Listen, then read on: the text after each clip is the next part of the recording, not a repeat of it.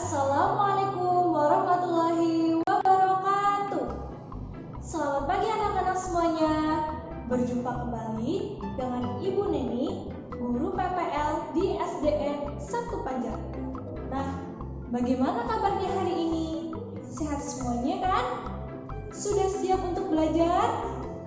Ya, kalau sudah siap, mari kita awali dengan berdoa bersama-sama. Berdoa dimulai.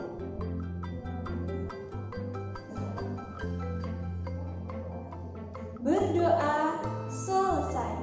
Pada hari ini, kita akan belajar tema 2, selalu berhemat energi, subtema 3, energi alternatif, pembelajaran ke-1.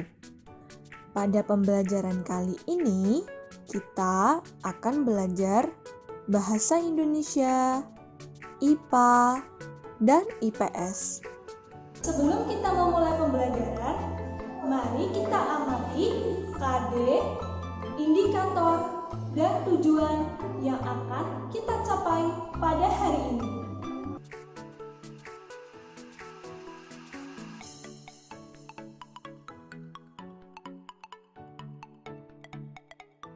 Ibu harap kalian dapat mengikuti dengan baik dan mampu memahami setiap apa yang Ibu sampaikan. Bagaimana jika energi yang kita gunakan sudah habis? Adakah energi penggantinya? Sumber energi yang berasal dari minyak bumi dan gas merupakan sumber energi yang tidak dapat diperbarui. Sumber energi ini memiliki ketersediaan yang terbatas dan suatu saat akan habis adik-adik.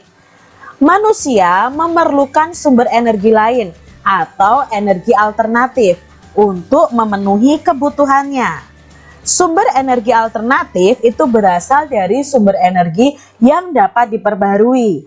Contohnya sinar matahari, angin, air, panas bumi, gelombang laut, dan bio. Mari kita pelajari sumber energi alternatif. Kamu akan membuat mainan yang dapat melayang karena adanya angin. Angin tadi termasuk salah satu sumber energi alternatif. Bacalah teks berikut yang berisi tentang cara membuat layang-layang untuk bermain. Alat dan bahan yang kita perlukan untuk membuat layang-layang adalah 1. Kertas koran bekas berbentuk persegi ukuran 30 cm kali 30 cm. Bambu ukuran lebarnya 1 cm dan panjangnya 80 cm. Lalu bambu lagi ukuran lebar atau tebalnya ya adik-adik 1 cm dan panjangnya 40 cm. Lalu kita sediakan benang wol, gunting, dan lem. Nah, benang wol ini bisa kalian minta tolong kepada orang tua untuk membelikannya. Cara membuatnya ini, letakkan bambu secara menyilang seperti ini adik-adik ya. Lalu ikat bambu menggunakan benang wol tadi.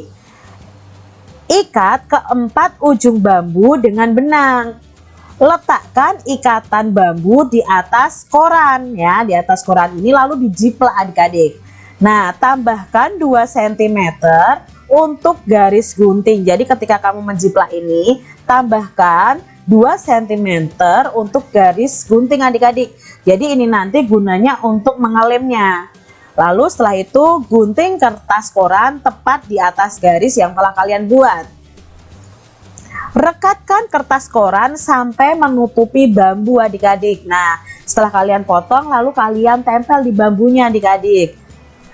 Tambahkan ekor, nah ini ya, pada bagian bawah layang-layang dengan menggunakan guntingan kertas koran. Buat lubang di tengah layang-layangnya ya adik-adik ya, yaitu dekat dengan penyilangan bambu. Nah, ini kita lubangi, lalu masukkan benang dan ikat ke titik persilangan.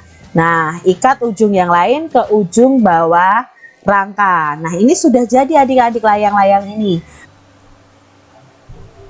Sumber energi alternatif merupakan sumber energi yang bukan sumber energi tradisional. Sumber energi tradisional adalah bahan bakar fosil seperti batu bara, minyak, dan gas alam. Sumber energi alternatif yang dikembangkan saat ini memanfaatkan sumber energi yang tersedia di alam dan tidak akan habis, yaitu matahari, angin, air, dan panas bumi. Sumber energi alternatif yang pertama adalah matahari. Matahari merupakan sumber energi utama di bumi. Hampir semua energi yang berada di bumi itu berasal dari matahari. Energi panas yang dihasilkan dapat digunakan untuk memanaskan ruangan, memanaskan air, dan keperluan lainnya. Dan saat ini adik-adik sudah dikembangkan bahwa dengan panas matahari ini bisa menghasilkan energi listrik dengan panel atau sel surya. Angin adalah gerakan udara di permukaan bumi yang terjadi karena tekanan udara. Angin telah dimanfaatkan sejak dulu adik-adik sebagai sumber energi pada perahu layar dan kincir angin tradisional. Nah, saat ini angin sendiri juga dimanfaatkan untuk pembangkit listrik tenaga angin adik-adik. Jadi ada kincir angin yang menggerakkan generator. Itu termasuk sumber energi alternatif. Sumber energi alternatif yang ketiga adalah air. Air yang deras merupakan sumber energi gerak. Energi itu bisa dimanfaatkan sebagai pembangkit tenaga listrik. Oleh karena itu, di PLTA atau pembangkit listrik tenaga air dibuat bendungan air di tempat yang tinggi. Air yang di bendung tersebut kemudian dialirkan menurun sehingga akan mengalir seperti air terjun yang deras. Nah, nanti akan menggerakkan generator juga dan menghasilkan energi listrik. Energi yang keempat adalah panas bumi adik-adik. Jadi energi panas bumi atau energi geotermal merupakan energi yang berasal dari panas yang disimpan di bawah permukaan bumi. Pusat bumi berbentuk dari lapisan batuan yang sangat panas. Hal itu menunjukkan bahwa bumi merupakan sumber energi panas yang sangat besar. Energi alternatif yang kelima adalah gelombang air laut. Nah, gelombang air laut ini saat memecah di pantai itu menghasilkan banyak energi. Nah, energi gelombang air laut ini bisa diubah menjadi energi listrik. Sumber energi alternatif yang terakhir adalah bahan bakar bio. Nah, bahan bakar bio merupakan bahan bakar yang berasal dari makhluk hidup, baik hewan maupun tumbuhan. Bahan bakar bio yang berasal dari tumbuhan diantaranya adalah tumbuhan berbiji yang mengandung minyak, seperti bunga matahari, jarak, kelapa sawit, kacang tanah, dan kedelai. Jadi ini menjadi bahan bakar bio adik-adik. Bahan bakar tersebut dikenal dengan biodiesel karena berasal dari tumbuhan yang berbiji. Nah, biodiesel dapat digunakan untuk menggantikan solar. Solar itu kan salah satu bahan bakar kendaraan adik-adik. Nah, ternyata itu bisa digantikan dengan minyak dari tumbuhan berbiji. Lalu singkong, ubi, jagung, dan sagu dapat diubah menjadi bioetanol. Nah, bioetanol itu dapat menggantikan bensin ataupun premium adik-adik. Jadi singkong, ubi, jagung, dan sagu itu bisa diolah menjadi minyak bioetanol, itu untuk menggantikan bensin. Bahan bakar bio juga dapat berasal dari kotoran hewan. Bahan bakar tersebut dikenal sebagai biogas. Jadi kotoran hewan yang dimasukkan ke dalam ruangan bawah tanah atau ke dalam lubang. Selain itu, bahan bakar ini dapat juga dimanfaatkan untuk bahan bakar kendaraan bermotor. Nah, itu tadi salah satu sumber energi alternatif bahan bakar bio. Buatlah peta pikiran tentang energi alternatif dan ceritakan hasilnya kepada teman kalian. Nah, kalian bisa membuat peta pikiran tentang energi alternatif tadi adik-adik. Saya akan memberi contoh bagaimana cara mengisi kotak-kotak ini. Yang tengah itu kita tulis energi alternatif. Lalu cabang-cabangnya banyak sekali, misalnya matahari, air, dan lain-lain. Di sini saya hanya akan menulis matahari. Matahari merupakan sumber energi utama di bumi. Energi panas yang dihasilkan dapat digunakan untuk memanaskan ruangan, memanaskan air, dan keperluan lainnya. Nah, pada kotak-kotak lainnya silahkan kalian isi. Indonesia memiliki sumber daya alam yang juga dapat digunakan sebagai sumber energi alternatif. Tumbuhan ini dapat menghasilkan bahan bakar untuk kendaraan adik-adik.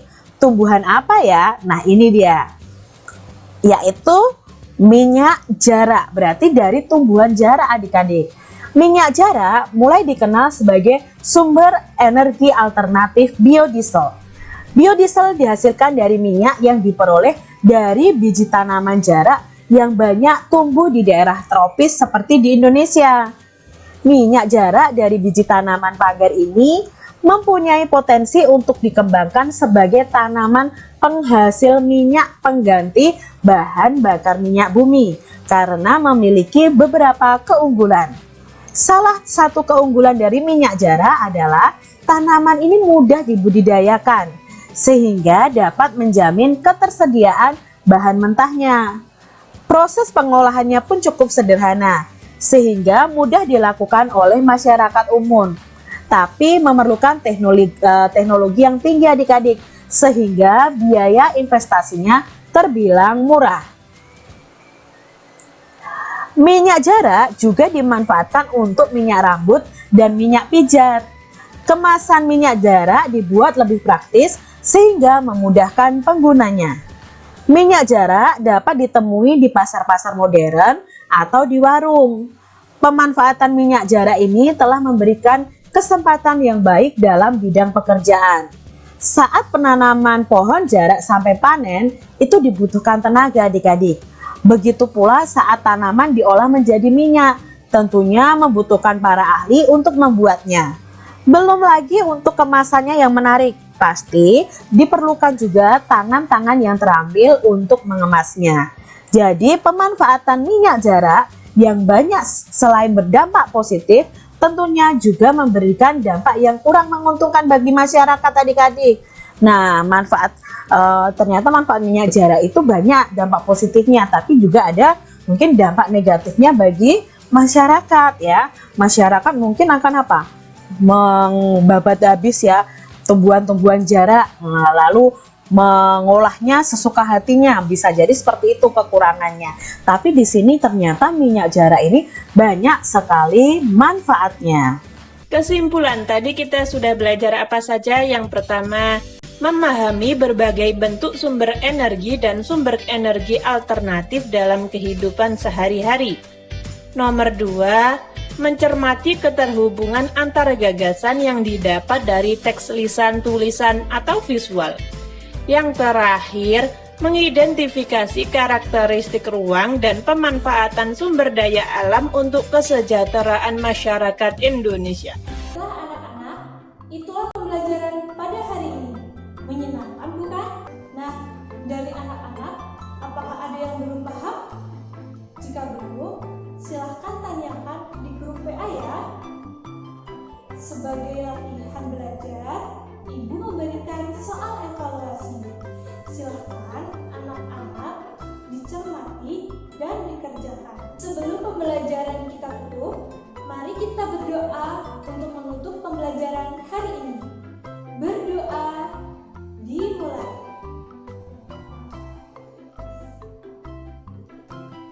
Tetap semangat, jaga kesehatan, dan sampai jumpa di lain kesempatan. Ibu akhiri, wassalamualaikum